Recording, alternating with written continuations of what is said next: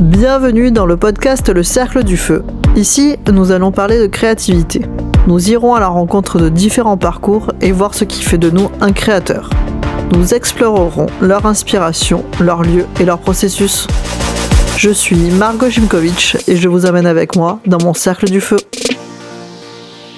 Bonjour et bienvenue, on est dans ce nouvel épisode du Cercle du Feu. On reçoit aujourd'hui Florence Mirol. Bonjour Florence. Bonjour Margot. Bonjour. J'aime bien, d'abord on commence par une petite présentation, comme ça les auditeurs peuvent te situer. Tu te présentes comme tu le veux. D'accord. Je m'appelle Florence Mirol, je viens de Paris, plus précisément de la banlieue parisienne, de Drancy. Et voilà, j'ai un cursus assez différent, c'est-à-dire que j'ai commencé très jeune la photographie, à 16 ans, et ensuite j'ai fait une rencontre qui m'a envoyé davantage vers la photographie, puis je suis partie de Paris, et j'ai fait un cursus de beaux-arts. Voilà, artiste plasticienne donc, on pourrait dire, depuis. Et ma grande passion, c'est quand même la littérature. Voilà. Du coup, c'est ce qui t'inspire, la littérature, avant tout, ou pas ? Avant tout, oui. Avant tout. C'est la littérature, déjà dans mes œuvres plastiques, et puis aussi depuis quelques années là, dans des compositions de textes de musique, comme je t'en parlais tout à l'heure, pour des chansons, et puis aussi une petite nouvelle en vue d'un roman graphique aussi.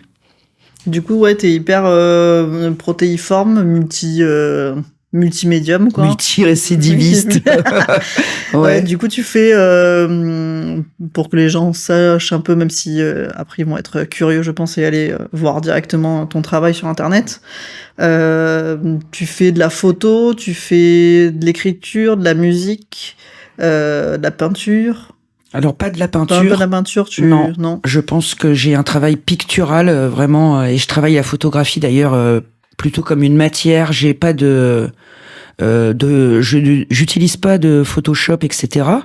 Donc, c'est vraiment des associations de diapositives, etc., des images, où je recycle mes propres images.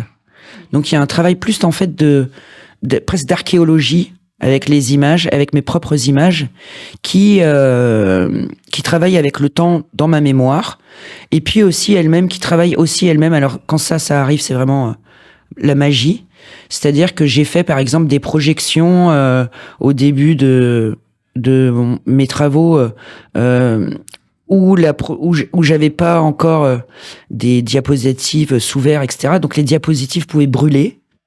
Donc voilà, l'image, elle travaillait d'elle-même par la présentation des travaux, et puis les associations d'images mentales aussi.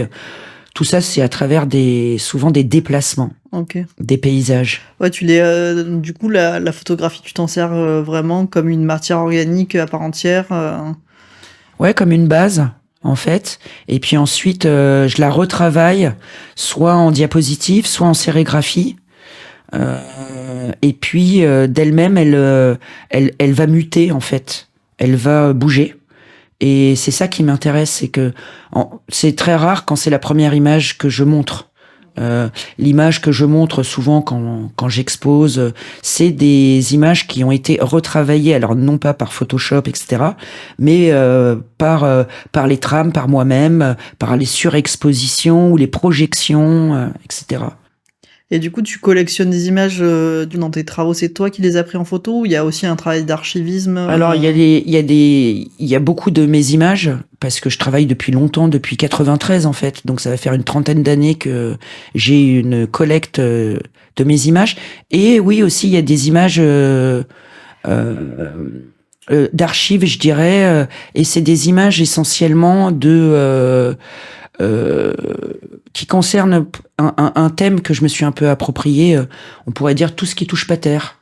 Alors ça, c'est tout ce qui est bateau, avion, l'espace entre deux, la danse aussi, voilà, le saut.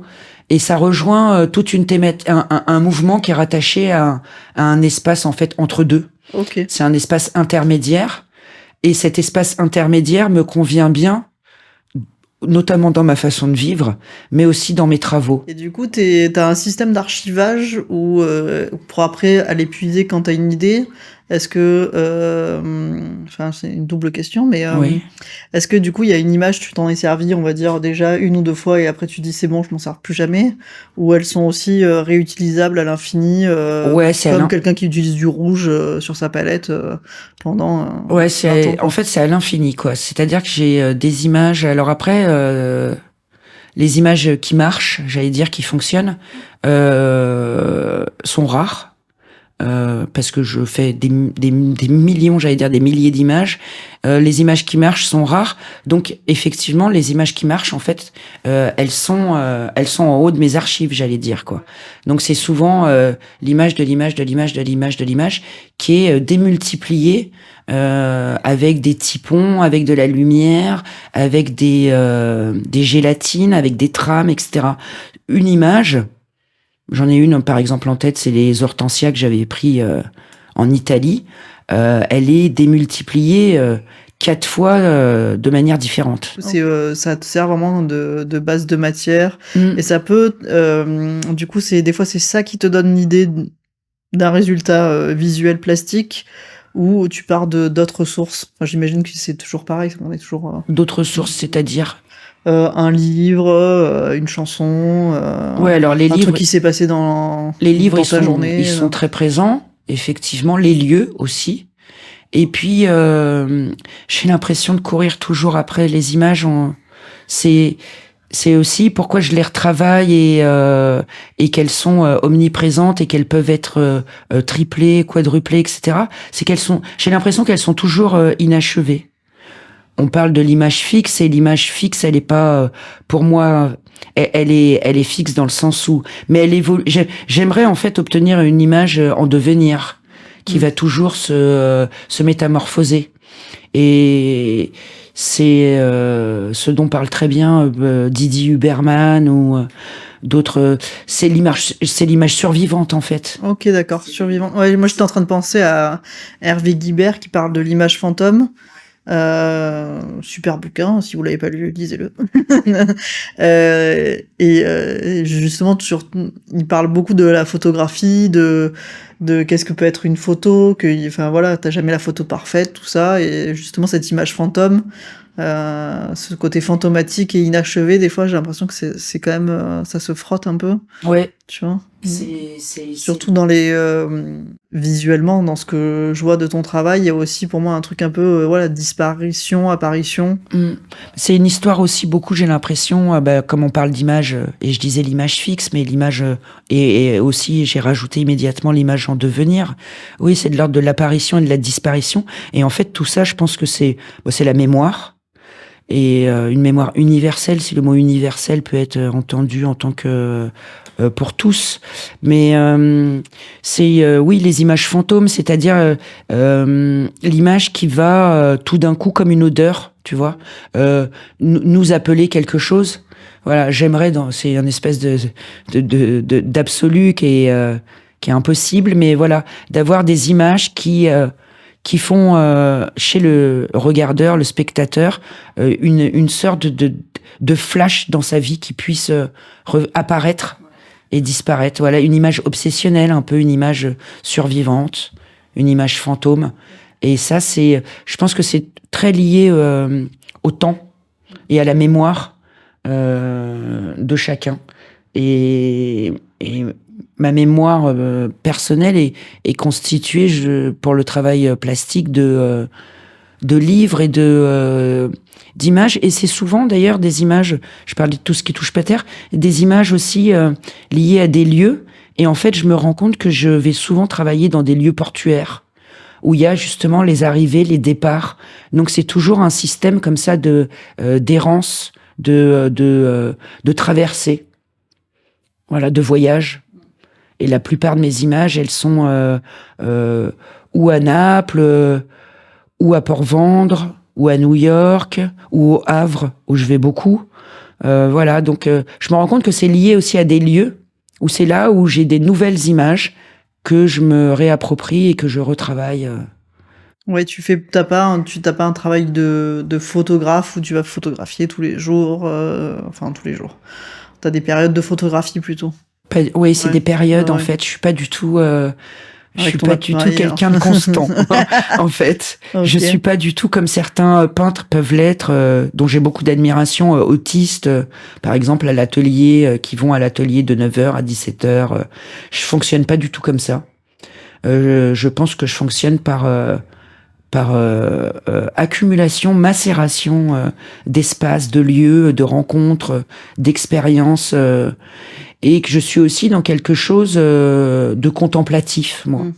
Voilà, quelque chose où j'attends que quelque chose advienne, et j'aimerais que ça, en travaillant l'image et en projetant, en exposant, etc., j'aimerais que tout d'un coup, dans la mémoire ou dans le ressenti du spectateur arrive quelque chose d'inachevé, mais qu'il travaille, quoi, et qu'il travaille constamment.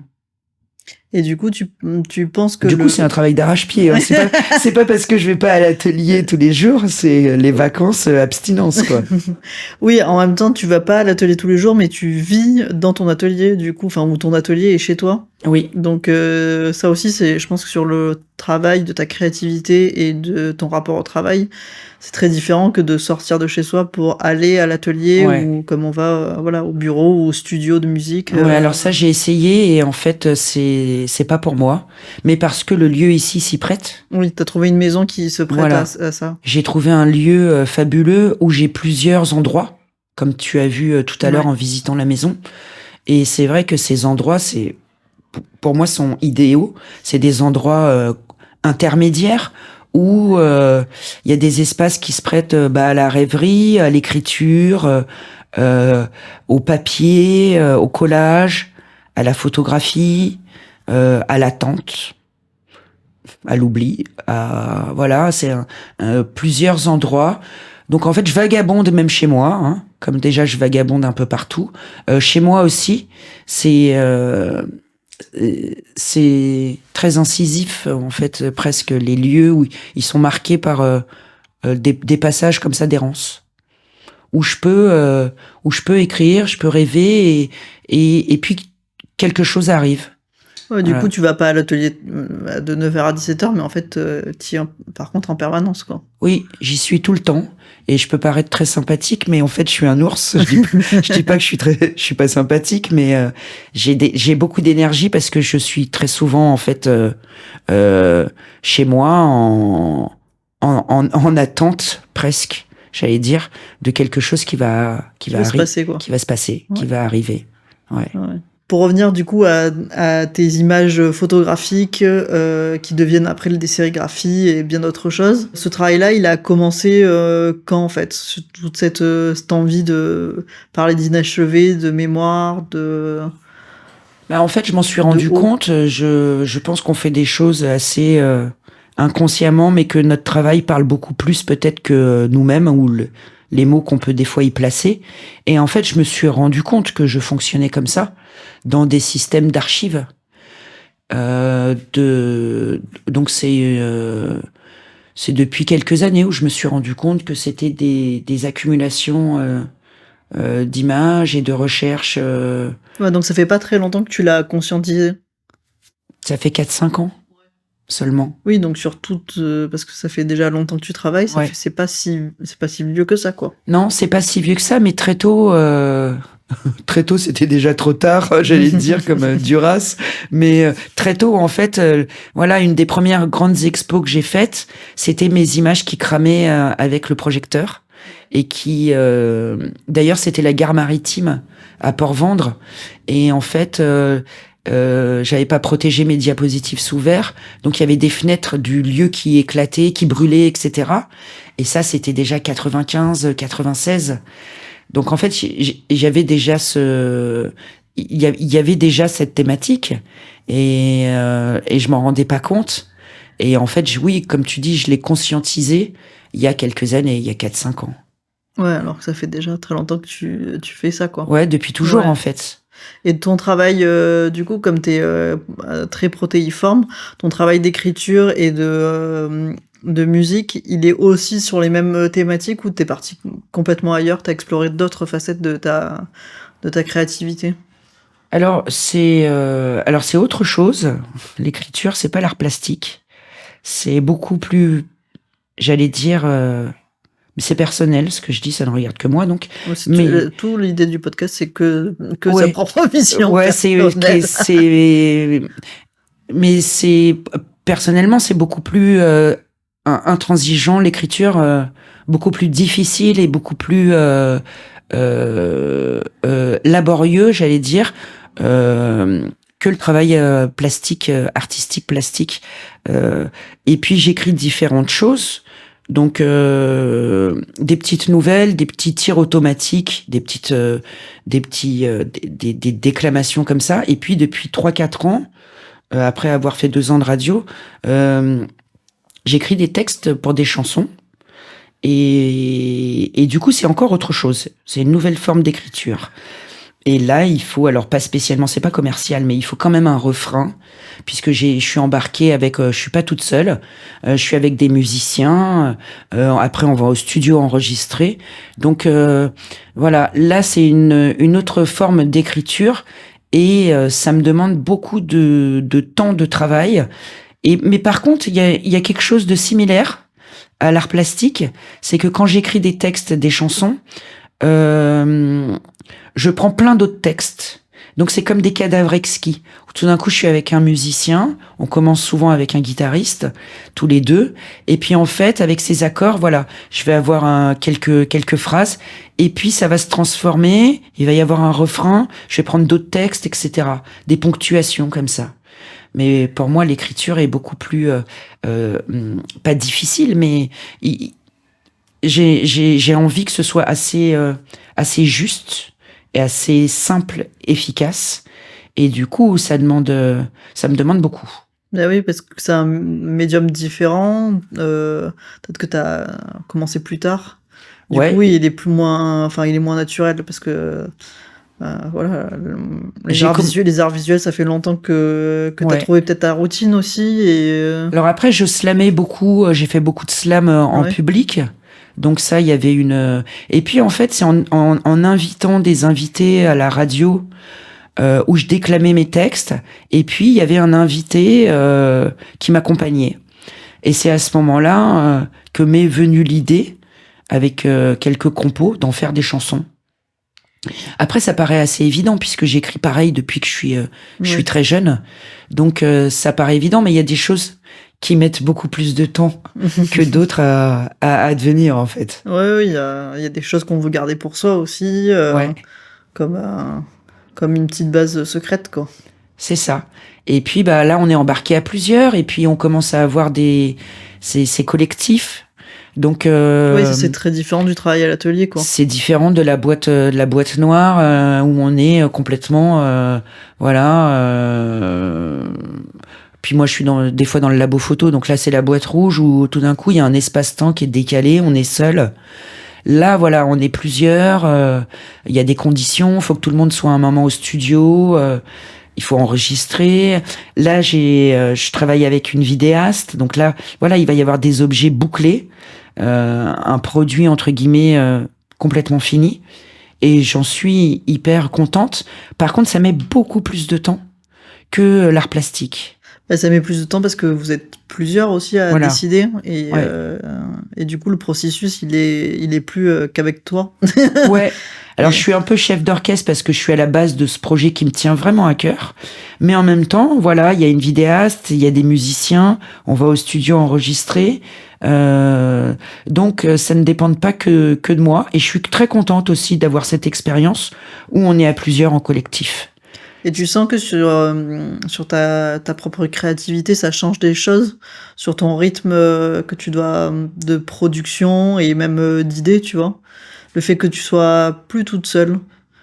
Alors ça change pas, mais par contre je me suis rendu compte dernièrement en allant à des expos le week-end dernier à Marseille, tout d'un coup ça m'est apparu, alors que ça fait des années que c'est comme ça dans le milieu de l'art, que de plus en plus il y avait des injonctions au mur, des mots.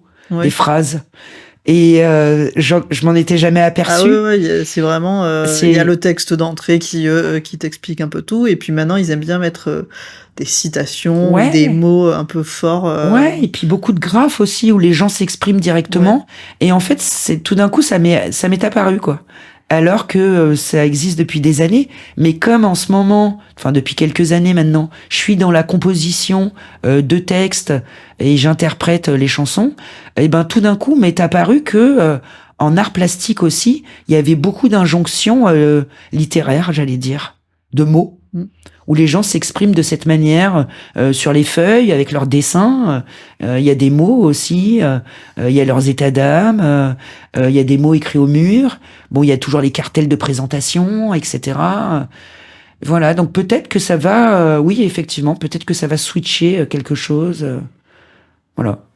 Est-ce que dans ton parcours créatif, il y a eu des moments un peu clés, des expériences qui, tu vois, qui t'ont fait ou switcher de médium, ou je te dis plein d'exemples tu vois, de façon de penser, de façon de procéder, peut-être aussi l'arrêt d'aller à l'atelier, mais plutôt de vivre avec ton atelier, ou une rencontre, tu vois, spécifique, quelque chose qui a été un peu le bouleversant, quoi.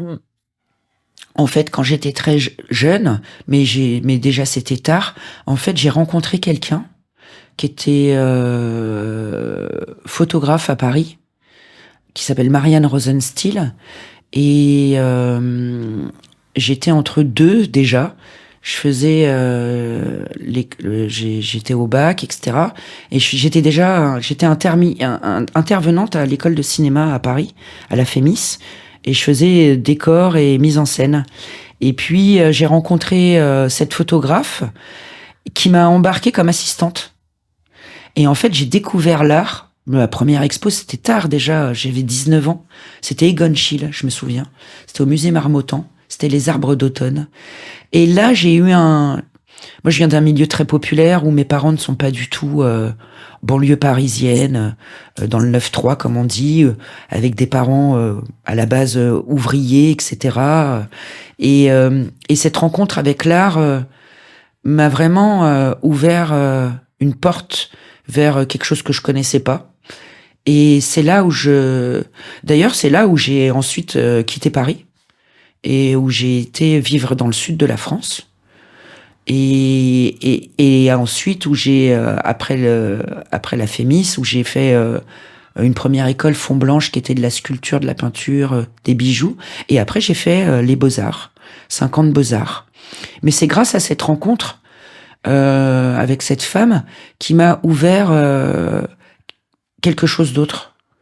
Voilà, parce que j'étais pas du tout dans le milieu. Alors j'étais déjà dans le milieu de la littérature, ce qui est drôle. Je lisais tout le temps. C'est ce que m'avait donné ma mère, c'était la lecture. Et ça, j'avais ça. Sinon, voilà, j'avais pas trop de... Et voilà, j'ai découvert avec cette photographe Egon Schiele. Et là, j'ai pris une claque. Et puis après, j'ai fait les Beaux-Arts. Et puis après, c'était évident pour moi. Mais c'était une rencontre. Ouais. Voilà. Et puis depuis 10 ans, c'est ce lieu. Et ce lieu, c'est une rencontre aussi. Ouais, c'est le lieu où t'habites, ça a été aussi un déclencheur ouais. D'autres choses, quoi. D'autres choses, ouais. Oui. Et puis beaucoup plus de sérénité, de calme aussi, avec des choses qui... Alors parce que moi, je vis ma vie des fois à 2000 à l'heure, et puis des fois, elle est à 10 à l'heure. Alors je me disais, qu'est-ce que c'est que ces accélérations et ces ralentis? Et en fait, c'est la manière dont je vis et la manière pareille dont je crée. Je pense, voilà, qu'il y a une... Oui, il y a une similitude entre ton besoin des fois peut-être de tout accélérer dans la vie et dans l'art, et ces temps de calme, c'est pour accumuler, comme tu disais tout à l'heure, c'est ça. Du savoir, des nouvelles inspirations. C'est prendre le temps aussi d'absorber des nouvelles choses. Ouais, je suis curieuse de nature et j'adore apprendre des choses. Voilà, donc quand je rencontre un livre ou un photographe ou un artiste ou n'importe quoi, politiquement aussi, j'essaye de m'instruire davantage et du coup d'apprendre des choses. Et ça me nourrit beaucoup. Et du coup, tu marches un peu par obsession, parce que j'ai l'impression que non, mais parce j'ai l'impression qu'il y a beaucoup d'artistes dont je fais partie, où d'un coup on découvre, je sais pas, le monde des petites cuillères, je dis n'importe quoi, mais voilà, c'est Ouais. pour dire un truc, mais en même temps les petites cuillères ça peut être aussi hyper intéressant. Et on va découvrir tout le nombre de designers qui a créé des petites cuillères, et on va se gaver de savoir jusqu'à ce qu'on ait l'impression d'être un peu full pour un peu le ressortir. Évidemment, on fonctionne pas tous comme ça, mais Mm. Oui, bah, moi je suis très heureuse d'aller voir des expos. Alors ce qui me donne vachement la patate, alors que je ne le suis pas, mais c'est la peinture. ouais. Ah ouais, moi quand je vais voir des expos de peinture qui me plaisent, ça me donne une pêche mais incroyable. Et du coup, j'ai envie de peindre tout d'un coup. Bon, alors je suis pas peintre, hein, j'ai peint il y a très longtemps, tout au début en fait. Il y a quand même un travail Faut- hyper pictural dans Alors la oui, sérigraphie. voilà, dans la sérigraphie et puis aussi dans les images, c'est très pictural. Mais ouais, je peins pas, mais alors par contre, je suis très inspirée par la peinture. Mais moi, je trouve que ça se ressent. Peut-être parce que justement, la sérigraphie, tu t'en sers beaucoup, et du Mm. coup, il y a quand même ce rapport à la matière. Voilà. Bah, en fait, moi, j'ai commencé la photo très tôt. Et puis la photo, bon, il y avait un truc superbe, c'est la magie du labo quand ça apparaît, quoi. L'image apparaît, là, on a 12 ans, quoi. C'est un truc de dingue. Et puis, bon, après, ça va dans le bain d'arrêt, et puis le fixateur, et puis on a notre image. Le révélateur, bah, c'est là où l'image se révèle, hein. C'est la magie, quoi. Donc, là, j'avais 12 ans, génial. Et puis tout d'un coup, bah voilà, il y avait l'image. Et là, la sérigraphie qui fonctionne, qui procède comme l'image, quoi. C'est-à-dire, on a un écran, on l'insole, et puis après, on le dégrave au Karcher, ça apparaît. Et en plus de ça, après, on a la peinture. Voilà. Et donc, j'avais tout là. C'est pour ça que j'ai beaucoup, Ah ouais. après, utilisé la sérigraphie, qui est venue il y a une dizaine d'années. C'est-à-dire qu'avec la sérigraphie, il y avait tout. Il y avait l'apparition de l'image, de mes propres images, elles apparaissaient, et ensuite, en plus, il y avait vraiment la matière, c'est-à-dire la peinture, le passage avec les racles de la peinture, quoi. Donc là, voilà, j'étais aux anges. Mais il y a quand même toujours une histoire dans ton processus de rentrer dans la matière, tu as besoin j'ai l'impression, Ouais. prendre des pincettes avec mes impressions, que tu as besoin toujours de quelque chose de très organique et de palpable, quoi. En fait, je pense que j'ai besoin de rêve, j'ai besoin de Parce poésie. que l'écriture, c'est pareil, tu vas te mettre à un bureau, tu vas écrire, Mm. il y a pas trop d'écran, du coup, d'écran, Non. d'immatériel Ouais. dans ton travail, quoi. Tout à fait, c'est ça, ouais. Enfin, dans tes travaux, quoi. Il y a Ouais. pas. Même la musique, du coup, t'es avec des gens et il y a une vidéaste, il y a ce rapport à la matière qui m'a l'air important dans ton processus. Ouais, complètement. La matière, et puis bah, c'est la vie, quoi. Moi, je différencie pas ma vie de mon art, et je pense que la vie, bah, elle est vivante. Faut la vivre. C'est toujours un risque, hein. C'est comme la poésie. Et oui, effectivement, c'est ça que moi voilà. Ce qui est important, c'est de vivre. Et le plus difficile, personnellement pour moi, par exemple dans l'art ou dans l'écriture, c'est quand tout d'un coup j'ai l'impression, parce que c'est pas ça, mais de stagner, qui manque voilà, que ça fait quelque temps que j'ai pas écrit ou fait ou trouvé des images, etc. Mais en fait, je me rends compte que c'est pas du temps perdu. C'est du temps où j'accumule des choses, j'accumule des impressions. Alors après, quand il se passe 2-3 semaines sans écrire ou sans trouver une image recherchée, là, je me pose des questions. Voilà, elles parlent d'elles-mêmes, les images. Ouais. Voilà. Il y a une image qui est en train de tomber du mur. Ouais, l'archéologie. Alors ça, c'est à Naples, c'est à Pompéi. C'est des sérigraphies enfin des typons voilà, où après il y a une trame, je peux mettre des gélatines, je peux re-shooter, etc. Et pour en revenir du coup à ces moments de non-création, parce que je pense qu'on a tous des moments de vide. C'est le flip, hein, en même temps, hein. Ouais, oui, mais soit c'est parce que d'un coup on a un boulot, parce qu'économiquement on est obligé d'en avoir un autre à côté, donc où on est obligé du coup d'avoir un boulot avec trop d'horaires pour avoir de l'espace mental à la création, parce qu'il faut aussi caler cet espace mental pour pouvoir sortir des trucs. C'est pas magique, quoi. Ouais. Et il y a aussi des moments où on crée pas parce qu'en fait je sais pas si on a rien à dire, ou alors on n'a pas assez accumulé. Comment tu gères ça, toi? Bon, alors. Parce que tu vis, en plus, le fait de vivre dans son atelier, des fois, ça peut être un peu plus pressurisant, quoi. Ouais, alors. Tu peux pas vraiment fermer la porte et dire cette pièce, pour un temps, elle n'existe pas, quoi. Non, moi, elle existe et puis. Elle est partout, ouais. Elle est partout. Donc, par contre, bon, là, j'essaye de mieux en mieux, mais alors, je bosse à plusieurs bahuts différents. Alors, j'enseigne l'image, la photographie, donc c'est mon domaine, mais en même temps, effectivement, ça c'est alimentaire. Bon, donc ça me plaît, et puis c'est des prépas, mais ça me demande beaucoup d'énergie, beaucoup de temps, mais c'est économique. Et ça, je suis pour l'instant, depuis quelques années, obligée de le faire. Et voilà, je suis sur des projets en ce moment à plus long terme, donc qui demandent beaucoup plus de temps, mais aussi j'aimerais au fur et à mesure, même si j'aime bien ça, ne faire que l'atelier et puis que écrire. Ouais, ça va être ma question, du coup, comme tu parles de ton travail alimentaire, savoir si, parce qu'il y a des gens qui, justement, qui ont besoin de cette ambivalence, tu vois, un peu de cette double vie, parce que l'atelier leur suffit pas, quoi, ou leur studio de musique ne leur suffit pas intellectuellement. Mais des fois, il y en a, et on fait ça des fois juste parce qu'il faut bouffer, avoir un toit sur la tête, comme on dit, et payer les fournitures aussi. Alors, il y a un peu les deux, c'est-à-dire que ça me donne quand même une patate, la pêche, d'aller voir, de transmettre à mes étudiants ce que je sais. Ça me donne la patate, et puis ils sont grands. Donc, il y a quand même un échange. Et en même temps, ça me coupe de ma rêverie d'écriture et d'image. Donc, c'est un peu schizophrène, quand même. Oui. Alors, c'est dans le même domaine, mais si je pouvais, financièrement, je ferais que l'écriture et que... Je ferais que ton travail de création, quel qu'il soit, quoi. Ouais.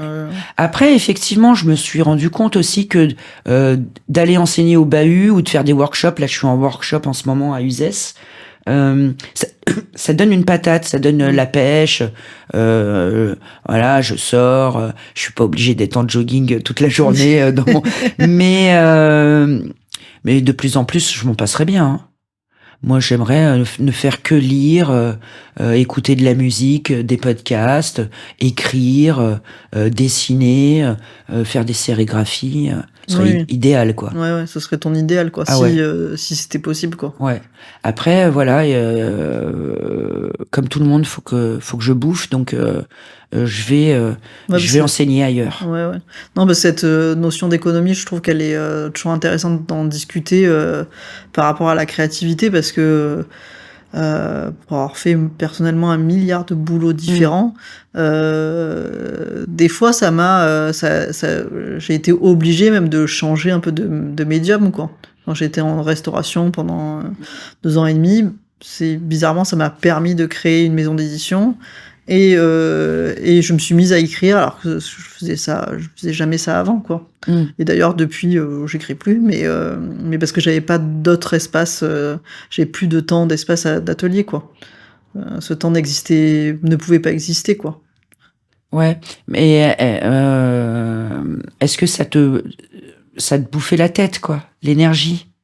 Oui, parce que quand je pense comme plusieurs qui nous écoutent, des fois on est obligé d'avoir un boulot, là pour le coup c'était un boulot, je faisais quasiment entre 30 et 40 heures semaine. Ah oui. Et comme c'est en plus la restauration c'est physique, au milieu t'es séché, quoi. Ouais, j'ai peu d'heures en intervention, mais en même temps j'ai peu d'heures, donc peu d'argent.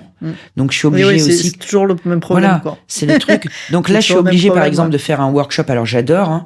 Non, mais c'est. Alors là c'est vraiment. Je pense que ma question c'est pas vraiment de savoir si on aime bien ce qu'on fait à côté, parce que je pense que ça nourrit toujours, et puis l'humain n'est pas mono-identitaire, quoi. Ouais. et du coup, je pense des fois j'ai l'impression que en tant qu'artiste, t'as envie de faire que ça. On a besoin des fois de faire que ça. La vie t'empêche des fois de le faire.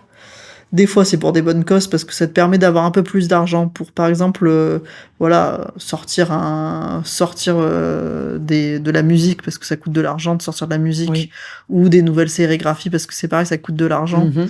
Et je pense qu'on est aussi plusieurs, des fois, peut-être à avoir pris des boulots intenses pendant un temps pour avoir des accès de De liberté. liberté créative à côté, quoi. Oui, c'est ça. Et j'ai l'impression qu'il n'y a pas trop d'artistes qui ne vivent pas cette expérience Qui échappe, qui échappent à cette schizophrénie, quoi. Oui. Ou à ces mêmes multiples. C'est même pas qu'une double vie chez les artistes, des fois c'est Oui, après, 5-6 vies. Ouais, après, il y a quand même des artistes qui ne font que ça, qui vivent difficilement. Il y en a aussi. Mais la plupart, c'est vrai que je connais, ils ont d'autres boulots. Ils font autre chose. Voilà. Et alors, c'est encore mieux quand c'est dans ton domaine, quoi. Quand c'est complètement alimentaire. Ça, je pense qu'on est. Moi, je suis pas forcément d'accord avec ça. Ouais. Mais c'est ma propre expérience. J'ai l'impression que quand je travaillais dans le milieu culturel, ça me faisait plus tourner en rond que quand je travaillais. Oui, parce que tu arrives à déconnecter complètement. Si t'es serveuse, par exemple, c'est ça? Ouais, si t'es serveuse, je suis déconnectée. Et puis même, j'ai fait des rencontres qui sont différentes. Oui. Mais voilà, c'est pour ça que j'aime bien savoir un peu aussi cette part un peu qui est cachée, qu'on raconte pas quand on est artiste, surtout publiquement, quand on a notre casquette d'artiste, quoi. Ouais. C'est parce que je pense que cette expérience, elle est assez différente. Il y en a travailler qui restent dans leur domaine culturel, quel qu'il soit, ça les alimente, ça les nourrit, justement parce que t'es entouré de personnes avec qui tu peux parler de choses qui t'intéressent oui, et puis ça peut faire tourner en rond aussi. Et voilà. Et il y a un côté personnellement, moi, j'ai plus l'impression que ça me fait tourner en rond. Ouais. Je comprends. Voilà. Ouais, je comprends. C'est pour ça que j'aime bien savoir. C'est pour ça que là, de plus en plus, en fait, j'aimerais passer à autre chose. C'est pour ça que je fais peut-être des projets plus longs pour ne faire que ça. Et comme je te disais, de transmettre et tout, j'aime bien ça. Mais presque, j'allais dire, ça a une fin, quoi. Ça a une fin en soi. Où il y a un moment, alors après, je répète pas toujours les mêmes cours, etc. Hein, mais il y a quand même, effectivement, comme tu dis, oui, peut-être une fin en soi, où à un moment, je ferais bien autre chose, quoi. Ouais. Ouais. Ouais, et puis la question de... Comme t'aimes bien l'inachevé. Oui. Ça va peut-être aussi un petit peu à voir, quoi. Après, c'est vrai que quand c'est beaucoup plus structuré, je le vois, et c'est peut-être ça aussi qui tient le truc, c'est que mes étudiants passent les grandes écoles. Donc, c'est des programmes assez serrés, assez serrés, entre guillemets. Il y a une liberté aussi, hein, mais il faut qu'ils aient certaines bases sur certaines choses, il y a des conditions, quoi. Donc, je les applique pour leur donner un peu les codes, pour leur... Puis j'aime bien quand ils réussissent aussi, évidemment. Donc, voilà. Après, oui, voilà, j'ai peut-être fait un peu le tour. Oui. Mais pour l'instant, j'ai pas encore la possibilité d'arrêter. Voilà. Ouais. C'est ça, de toute façon. C'est forcément. Ouais. Ah. Et tout à l'heure, on a parlé un peu des expositions, de la radio. Est-ce que le fait de montrer ton travail, quel qu'il soit, la musique, parce que ou même les déclamations. Ouais. Vas-y, je refais ma phrase. Vas-y. C'était foutraque. Du coup, la question, plutôt la monstration, quelle qu'elle soit, que ce soit à la radio ou en écoute ou en exposition ou autre, quand tu offres en tout cas ce que tu as créé toute seule ou un peu accompagnée, est-ce que tu y penses quand tu fabriques? Ah non, pas du tout. Si j'y pense, c'est foutu. C'est foutu pour toi? Pour moi, c'est foutu. Ouais, la question du public, pour toi, il faut qu'elle soit mise de côté, quoi. C'est hyper enfin, moi, c'est l'expérience que j'ai hyper schizophrène de l'atelier où tu crées et puis t'entasses. Il y a une espèce c'est quelque chose d'assez, tout d'un coup. Alors là, je me suis un peu, là, j'étais en travaux pendant plusieurs mois d'ailleurs, mais j'avais 30 ans de travaux derrière moi et il y a un moment où il y a une accumulation comme ça, c'est assez mortuaire, je trouve. Il y a quelque chose comme ça. Et puis tout d'un coup, voilà, tu sors de la boîte noire, il y a l'exposition au monde qui paraît complètement du coup frénétique tout d'un coup, où les gens voient tes boulots, etc. Donc il y a quand même 2 phases, je trouve. Il y a la phase de création, d'isolement presque, et puis tout d'un coup il y a quand on a la chance, l'exposition au monde, quoi. Et là, tout d'un coup, il se passe autre chose. Mais il y a il y a une d'entassé. Moi, je suis assez papier, hein, du coup, avec entre les collages, l'écriture, les photos, les typons, etc. Il y a une accumulation. Au bout de 30 ans, je me rends compte de papiers qui ne sont jamais sortis de l'atelier, et c'est assez flippant, quoi. Et puis tout d'un coup, et comment faire le tri des choses qui sont importantes, qui sont pas importantes. Comment faire le tri, et puis tout d'un coup, voilà, il y a le côté hyper schizo où tout d'un coup il y a l'exposition au monde. Et là, tout va bien. Tout d'un coup, il y a des gens qui regardent tes travaux, etc. Mais j'allais dire, c'est des kilomètres de vie antérieure à l'atelier, quoi. Ouais. Enfin. Et comment tu choisis du coup ce que tu exposes au monde si t'y penses pas en amont? Enfin, j'imagine peut-être que si des fois tu as une exposition qui va se préparer dans 6 mois, 1 an, tu fais peut-être quelque chose en vue de ça, ou non, c'est plutôt un travail que tu sélectionnes de choses que tu as. Alors fait. déjà, j'ai comme c'est toujours un peu flippant, je m'appuie sur des choses que j'ai déjà faites. Oui. En me disant au cas où je vais montrer ça. Et puis, quand il y a l'expo de prévu, en fait, en amont, quelques mois avant, on est, moi, je suis en expérimentation. Donc, il y a toujours, enfin, jusqu'à maintenant, hein, je croise les doigts, tout d'un coup, des pièces qui arrivent juste avant l'expo. Voilà. Mais ça, c'est pareil, c'est des accumulations d'expériences d'avant. Et j'aime bien aussi montrer les toutes dernières recherches. Voilà, je pense qu'il y a des choses qui me rassurent, des repères. Comme les bouquins à la maison, voilà, ça me rassure. Et donc tout d'un coup, je vais montrer 2-3 images que j'aime bien, que je trouve qui fonctionnent, etc., que j'ai déjà faites depuis un moment, ou depuis 1 an, ou depuis 5 ans, peu importe. Et puis à côté de ça, il va y avoir, comme je sais que je vais avoir une expo dans 4-5 mois, toutes les recherches et l'image qui va apparaître, ou les mots. Voilà. Oui. Oui, tu te dis pas, j'ai vu ce lieu, il y a tel mur, tel espace. Alors les lieux, ça dépend. Les lieux, ils peuvent être hyper inspirants. Oui. Voilà.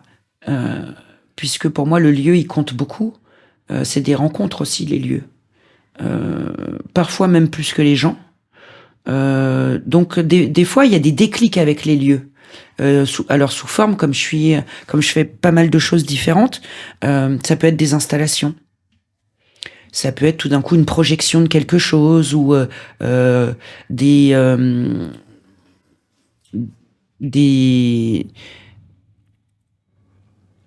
je bug, comment ça s'appelle, les plaques lumineuses. Voilà, où tout d'un coup, sur la plaque lumineuse, je vais mettre des typons avec des gélatines, et voilà, ça va apparaître tout d'un coup. Okay. Mais par rapport au lieu. Ouais. Voilà. Sinon, je prévois rien en avance. Enfin, j'aimerais, mais c'est trop un flip sinon. Ouais. Après, il y a toujours des fois des contraintes qui donnent des libertés, entre guillemets. Ouais, du coup, le lieu peut t'inspirer. Oui. Pardon de te couper. Non, du coup, le lieu, des fois, peut t'inspirer. Mais tu vas pas penser au fait qu'il va y avoir des gens pour le regarder, quoi. Ah non. Alors là, je pense pas aux gens, sinon de toute façon j'ai trop peur, je suis trop flippée pour ça, quoi. Ouais, tu penses pas peut-être parce qu'il y en a beaucoup qui, surtout dans l'art contemporain, où on pense. Mais ça se voit d'ailleurs dans l'art contemporain. Tu vois, où on pense qu'est-ce que le regardeur va comprendre de la pièce. Ouais, mais moi j'ai été ce week-end dernier là, à Artorama, Artagon, Polyptyque, etc., donc les grands lieux à Marseille, etc., on voit que les gens, certaines personnes, ont prévu pour le regardeur, Oui, mais pour le spectateur. Parce qu'il y en a que c'est pour qui c'est important, et c'est comme ça d'ailleurs, qui n'arrivent à créer que des pièces si elles sont exposées. Ils n'ont pas vraiment de travail d'atelier. Ils ont un bureau, mais ils n'ont pas forcément Alors pour moi, quoi. tu vois, ça veut dire, pour moi, ils différencient, alors c'est peut-être pas ça, leur vie de leur art. Oui, ouais, sûrement. Tu vois, peut-être. donc ils pensent aux spectateurs ou à ce que ça va donner, ce que ça va étendre aux autres. Alors évidemment, quand on a un public, on peut y penser, mais moi c'est pas mon premier moteur. Mon premier moteur, il est dans la création, et évidemment, comme je te disais tout à l'heure, comme j'aimerais que on parlait d'images qui récidivent, presque, d'images fantômes qui reviennent, qui sont obsessionnelles, etc. Évidemment, je pense aux autres. Mon travail, il est tendu vers les autres. Par contre, pour les expositions, je me dis pas, je vais faire une pièce comme ça parce que elle va être vue par un tel, ou le regardeur là est ciblé, etc. C'est pas du tout mon propos. Ouais. Mais je pense toujours au monde. En fait, oui, quand même. C'est le monde. Oui. C'est plus. C'est pas le regardeur, quoi. C'est pas le regardeur. Ouais. Mais ça a toujours été mon esprit depuis enfant, qui est de l'ordre du caractère, philanthrope pour les autres, évidemment. Mais je me rends compte que dans la réalité, moi je suis en autarcie, en fait, chez moi, dans mon atelier, dans mes espaces, et puis que tout d'un coup, alors ça va happer quelqu'un ou pas, mais je le fais pas dans le sens du regardeur. Alors du coup, il y a une question qui me vient, qui je pense peut-être est un peu difficile à répondre. Je sais même pas si j'arriverai à y répondre personnellement. Mais tu penses que tu crées pour quoi ? Pourquoi t'es artiste ? Pour toi ? Parce que t'as besoin de sortir des choses ? Parce que t'as besoin de dire des choses au monde ? Ouais, je pense que c'est beaucoup plus, j'allais dire, universel, ce qui ne veut pas dire grand-chose. Ça dépend de tellement de choses. Ouais, c'est pour ça que je pose une question, je suis même pas sûre qu'on peut vraiment y répondre. Mais pour le monde, oui. Ouais, pour le monde, je pense, c'est pas le truc, la plupart vont dire, c'est ma thérapie, etc. Moi, je pense pas que c'est ma thérapie, malgré qu'on y met évidemment du nôtre dans les, mais ça va au-delà. Je pense personnellement, j'ai une vision plus étendue sur le monde entier, j'allais dire, la visibilité. J'en parlais d'ailleurs en revenant de ce que j'avais vu à Marseille, où c'est une grande question. La question aussi, où j'aimerais, par exemple, puisque je fréquente les musées, et j'adore ça depuis 30 ans. Je suis quelqu'un de très actif dans les musées. Il y en a, je vois plein d'artistes, ils en ont rien à foutre. Ils font leur truc, et puis voilà, ils exposent. Donc je me sens concernée par ça. Mais j'aimerais que, si tu veux, alors c'est pas prétentieux, mais voilà, j'aimerais que ça puisse toucher tout le monde. Et c'est une grande difficulté, puisqu'on voit peu d'ouvriers, peu de gens de la classe populaire aller dans les musées. Oui. D'ailleurs, il y a un artiste qui fait des travaux sur les gens dans les musées. Les gens dans les musées regardent leurs pieds, regardent à l'extérieur. Il y a pas beaucoup de compréhension. Parce que c'est pas accessible à tous, en fait. Voilà. Alors, la question même si pas mal sont gratuits. Ouais, la question pourrait être aussi, est-ce qu'on crée pour une élite qui est au jus, qui est à bac plus 30, entre guillemets, oui. Voilà, donc qui est une élite intellectuelle, etc. Ou est-ce qu'on crée aussi de manière accessible?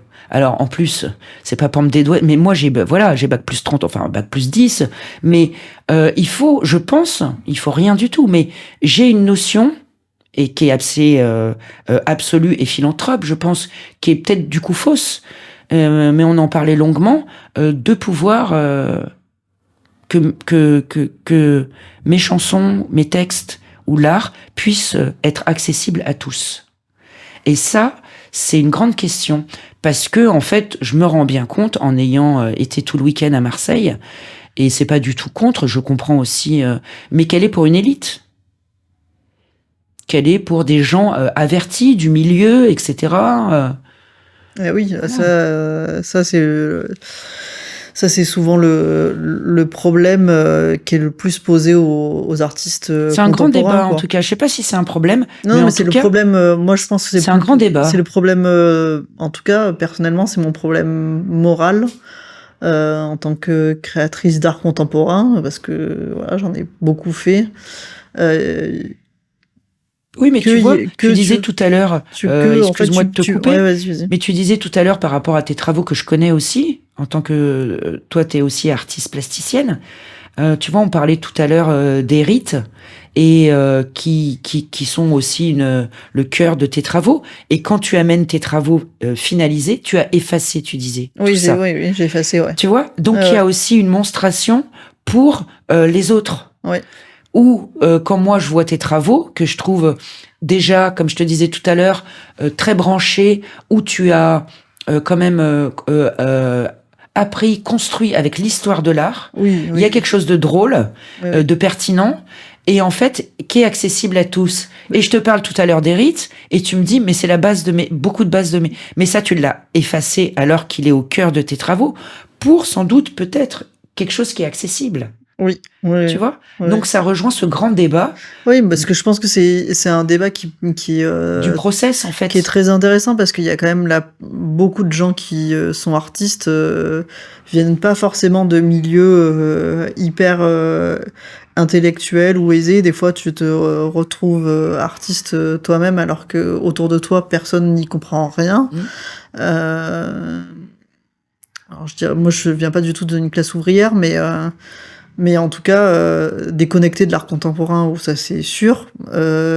Du coup, c'est vrai que c'est plus difficile d'être en accord avec soi-même, de se dire que... tu parles de légitimité ? Ouais, non, mais de se dire que... alors pendant un temps, surtout quand mon grand-père était vivant, j'avais cette référence dans ma tête de si... Parce que c'était toute la période où j'étais aux Beaux-Arts...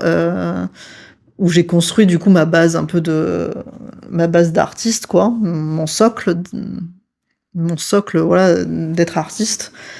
C'était que je voulais que si je fais une pièce, que mon grand-père puisse comprendre quelque chose. Ouais. Vu qu'il était barman, je sais pas s'il était déjà allé dans un musée, peut-être, je saurais jamais.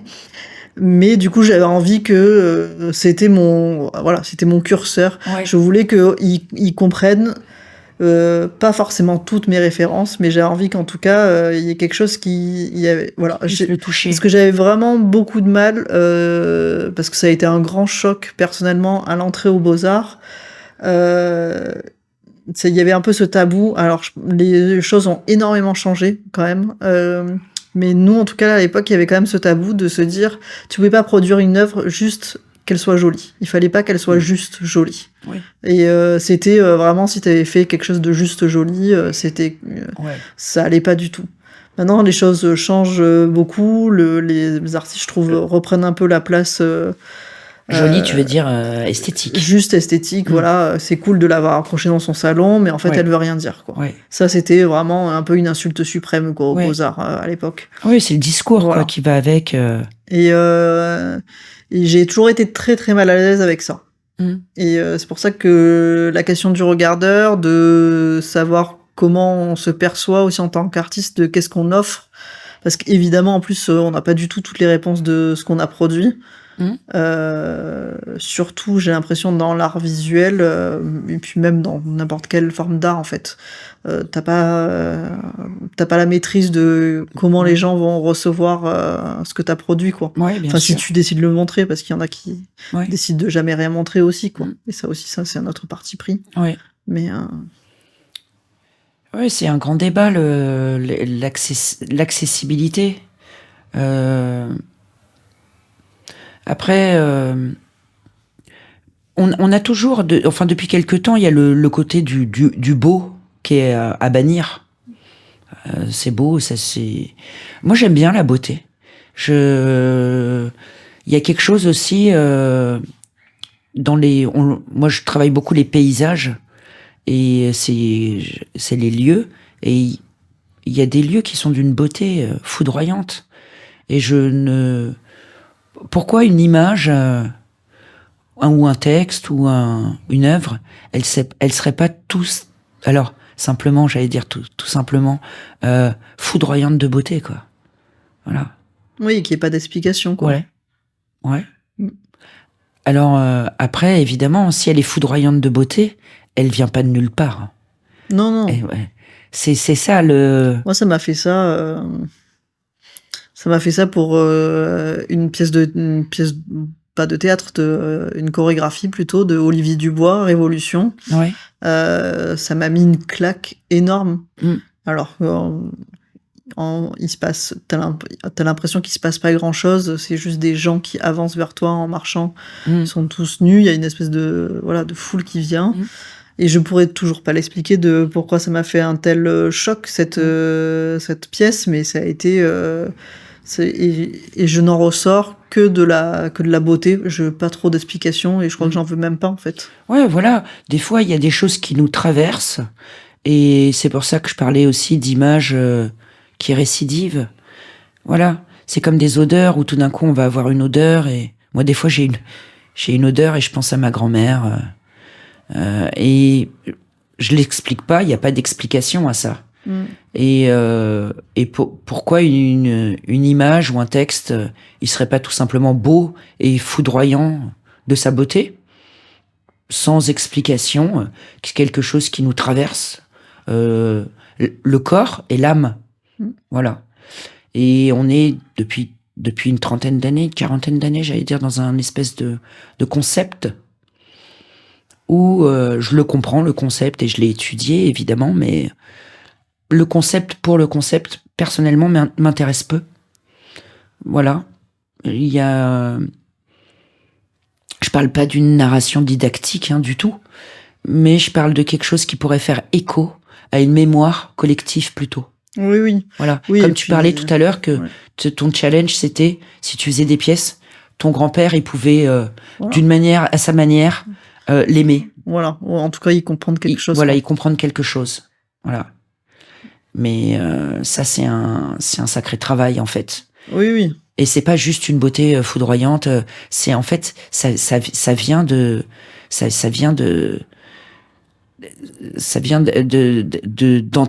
d'antériorité, j'ai l'impression, quoi. Et d'un travail monstre. Oui, c'est... Non, mais tu vois ce que je veux dire? Ouais, je vois très bien ce que tu veux dire. C'est beaucoup plus complexe que ça. Depuis très longtemps, la beauté, le discours a remplacé la beauté foudroyante, mais moi, la beauté foudroyante d'un paysage, d'une pièce de théâtre, d'un livre, des choses que je ne saurais expliquer et qui me touchent et qui me hantent et qui me font marcher et tenir debout, sont inexplicables la plupart du temps. Ça s'appelle la poésie, en fait. Mais oui. Oui. Et la poésie, c'est du risque. Et peu de gens aujourd'hui, en art contemporain, je pense, prennent des risques à ce sens-là. Ouais, c'est vrai qu'on n'a pas du tout abordé la question de la poésie, du poétique dans ton œuvre. Et pourtant, elle est ultra présente, quoi. La poésie. Alors j'essaye à mon niveau. Mais c'est toujours. C'est toujours, on fait toujours que des essais, quoi. Oui, voilà. Après, j'ai été beaucoup happée par. Mais comme la littérature, comme par tu des disais, grands poètes. Ouais, voilà. Moi, voilà, la littérature. Et puis alors, beaucoup de gens me disent, ouais, mais la poésie, c'est chiant, on n'y comprend rien. Ben moi, si ça me fait planer, même si j'y comprends rien, mais si ça me touche, des fois, j'ai pas besoin de comprendre, en fait. J'ai juste besoin de croire. Tu vois? C'est la grande différence. Je pense qu'il y a des gens qui ont besoin de comprendre, qu'il leur faut des textes, qu'il leur faut un cartel, qu'il leur faut des explications, des critiques d'art, Mais moi, je connais très bien le milieu de l'art. Je l'ai étudié, je l'ai appris. Je suis très curieuse. J'apprends tous les jours. Mais il y a des choses. Moi, si j'y crois, j'ai pas besoin de comprendre. Elles me touchent, elles me happent, elles me font vivre, elles me font me lever. Et j'ai pas besoin de discours pour ça. Et se lâcher prise du coup poétique, se lâcher prise vis-à-vis de ta création et de ce que ça en dit et même de ce que tu aimes. Tu penses que tu l'as trouvé grâce justement à la poésie, au livre, ou tout simplement avec les années, Je pense tu que lâches prise, quoi. Je pense que c'est les livres. Ouais. Je pense que ça, c'est les livres qui sont vraiment de l'ordre du voyage et qui nous. C'est quand j'étais jeune, c'était mon seul ami, en fait. C'était mon refuge. Donc oui, c'est les livres qui m'ont happé, et j'étais aussi après, quand j'ai un peu rapidement appris des choses, j'étais aussi fascinée par un groupe d'artistes qui était avant les surréalistes, qui était Dada. Et ils avaient des façons poétiques de dire et de montrer les choses, complètement absurdes en plus, qui me plaisaient beaucoup. Voilà, on n'est plus du tout là-dedans. On est dans quelque chose. Et moi, j'ai été très inspirée par ça, par cette liberté aussi. Qui est une liberté qui est parce que Dada, il y avait des poètes, il y avait des comédiens, il y avait des costumières comme Sophie Tauber-Harp, il y avait Tristan Tzara, il y avait Picabia, voilà, qui étaient tous des loulous et des louloutes complètement incroyables. Et moi, ça me plaisait bien ça, ils avaient une liberté en tout cas. Ils avaient une liberté de s'exprimer. Et c'est ce que tu essayes de reproduire. Alors, c'est pas reproduire, non, mais c'est créer, reproduire la liberté. Et à mon temps, de mon temps, avec mon temps contemporain. Donc, et c'est pas facile.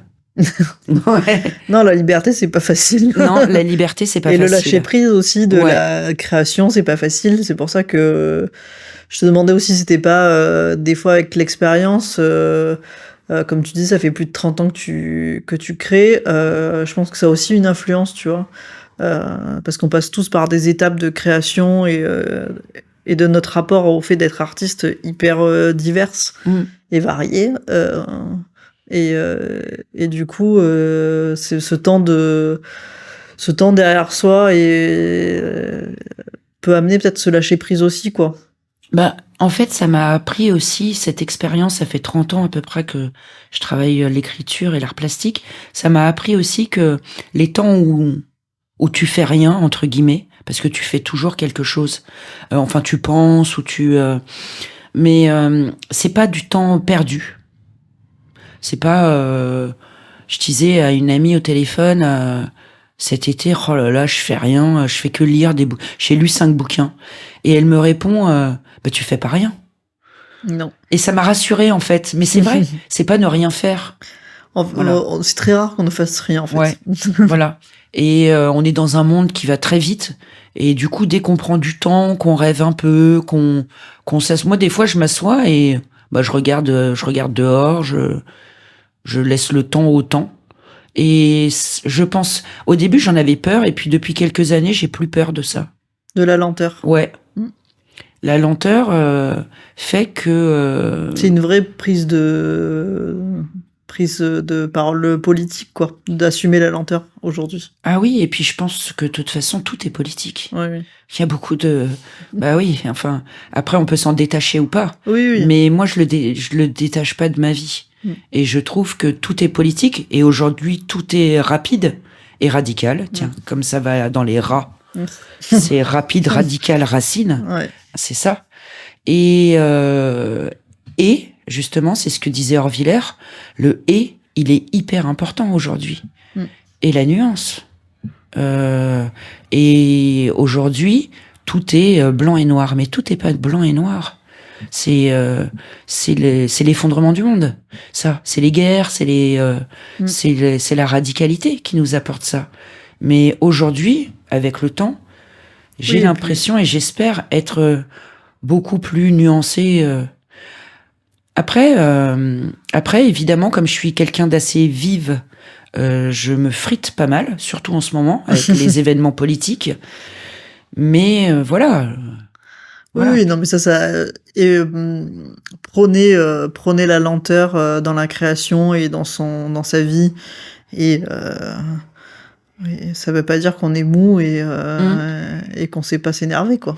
Mais la lenteur fait que tu construis davantage, en fait. Et tu prends le temps d'analyser aussi. Ouais, tu analyses. Et puis, tu vois, par exemple, pour les chansons, ça fait depuis 2021. Bon, bah voilà, aujourd'hui, on est en 2024. Au bout de 3 ans, je vais avoir 2 compos bouclés, enregistrés en studio, avec des musiciens. Là, il y a la vidéaste qui est en train de boucler les 2. Voilà, donc c'est un produit abouti, enfin un produit entre guillemets, Oui. Finalisé. Et ça met du temps, en fait. Ça met du temps. Et je suis aussi des fois très tentée par la précipitation, parce que ça me brûle. Ouais. Et puis je suis quelqu'un qui m'enflamme. Mais quand on brûle, on s'enflamme, et puis après ça retombe. Après c'est la fumée, donc ça disparaît. Et puis après c'est les cendres. Et après les cendres, au bout d'un moment t'as le phénix, tu vois. Et oui, c'est ça. Ah ouais, le phénix il revient, quoi. Voilà. Il revient. Voilà, s'il revient, et puis faut le préparer, le phénix, et faut tout mettre en. Et pour moi, la préparation, c'est des lieux, tu vois, c'est des moments de vie comme ça. Et donc elle est dans la préparation du phénix, ouais. Voilà. Et j'ai de toute façon, c'est toujours recommencer, refaire, recréer. Il y a le ouais, il y a le Tout à l'heure, on parlait de rat, hein, pour radical, racine, etc. Mais il y a le dans la création qui est refaire, recommencer, recréer, qui est hyper important. Et j'ai une dernière question, Oui. vu qu'on est sur le cycle du recommencement. Je pense que c'est pas mal pour conclure. Ouais. J'aime bien savoir un peu pour terminer le podcast si tu as des envies pour le futur dans ta création, soit de façon de créer, soit de projection, tu vois, une espèce comme une intention pour ton futur. Eh ben, écoute, dernièrement, je me suis dit quelque chose d'encore plus libre, tu vois. Parce qu'on parlait tout à l'heure de le public, etc. Peut-être la peur, ou certains, c'était pour le regardeur, etc. Eh ben, de plus en plus, je me dis, là, j'aimerais aussi montrer les process, justement. Donc, tu vois, les étapes, les petites choses. Pas montrer 2 photos hyper calées, une vidéo. Montrer aussi tous les papiers de l'étape, voilà, par exemple pour la sérigraphie, montrer les typons, les images de recherche, un peu les coulisses, les gélatines, les choses comme ça, les petits papiers, les cahiers, les bouquins, les choses comme ça, qui forment, tout ça crée la pièce qu'on va voir. Montrer aussi les coulisses de la pièce qui est visible, que je donne à voir, qui est entre guillemets finalisée, même si pour moi c'est toujours inachevé, hein. C'est quelque part dans l'inachevé. Montrer aussi comment je peux arriver à une pièce avec tous les bouts de papier qui l'ont précédée. Oui, en même temps, ça, c'est complètement en corrélation avec ton envie d'inachevé, de saut, de cette espèce de pause en l'air. Je sais pas trop comment le dire autrement, quoi. Cet entre-deux suspendu, en fait. Ouais. C'est l'espace intermédiaire, quoi. Et ce suspens, c'est vrai qu'il est dans l'atelier, quoi. Ouais. Il est dans les bouts de papier, dans le bureau, dans toutes tes archives. Voilà. Et ça, j'aimerais le montrer. Et c'est j'ai vu dernièrement, c'est Didier Huberman, qui est un critique d'art, mais il a fait quelques expos, en fait. Et il avait montré comme ça plein d'images très disparates, très, très étranges. Et j'aime bien, je pense, l'étrangeté aussi et ces bouts d'images, elles peuvent être par elles-mêmes œuvres. Oui. Après, c'est une autre question, on va pas repartir pour une heure de discussion, mais voilà, à quel moment tu décides que c'est terminé, à quel moment tu décides que cette pièce devient une œuvre d'art exposée sur un mur et offerte au public, pourquoi celle-là tu la sors de l'atelier et pourquoi les autres tu les sors pas, voilà, quoi. Surtout maintenant où... Et le choix, il est difficile, parce que quand tu choisis quelque chose, t'as toujours le choix, mais le choix, t'en élimines. Oui. Et du coup, j'aimerais aussi montrer tout ce qui m'amène à certaines pièces. Donc, ça peut être aussi des objets, des livres, des bouts de papier, des gélatines, des tipons, des bouts de peinture, voilà.